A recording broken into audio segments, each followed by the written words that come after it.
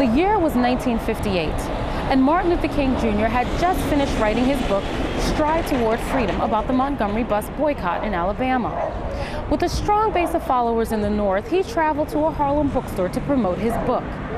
It was at this book signing event that he was met with the near fatal blow that made Dr. Charles Felton stay on duty at Harlem Hospital that day, past his shift. When I was a resident on the medical service and on duty in the emergency room of Harlem Hospital, more correctly I should say about to come off of duty, when an ambulance drew up at the hospital carrying to the hospital Martin Luther King Jr., who had been stabbed in the chest in a bookstore on 125th Street by really a crazed woman. That woman was 42-year-old Isola Curry from Georgia. According to police reports, she walked up to King, asked him his name, and then pulled a letter opener out of her purse and plunged it into his chest. As the medical resident, I was asked to examine him because of this stab wound he had sustained in the chest. And he had in the chest, still protruding from the chest, a stiletto, a letter opener, which was moving with each heartbeat.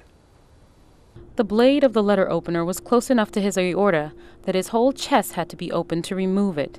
And although Dr. Felton had a specialty in lung diseases, he didn't limit his examination of King to just his chest. So I examined his chest in particular, although I examined the entire body, but his chest, his lungs, his heart in particular, and found that the heartbeat was quite normal, and his breathing was quite normal. And yet, this letter opener was moving with each heartbeat.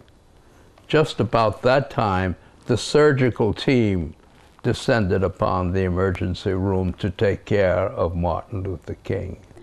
Dr. Aubrey Maynard, the chief surgeon who performed the delicate surgery, said that if Martin Luther King Jr. had sneezed, he would have died.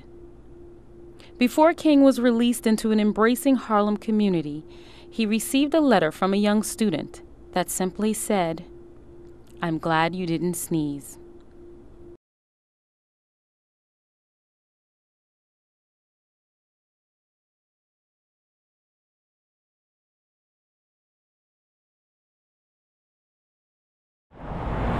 Although Martin Luther King wasn't based here in Harlem, Malcolm X called Harlem home. And today you'll see streets and stores named for him. But why is this 100-year-old building so important to preserving his legacy?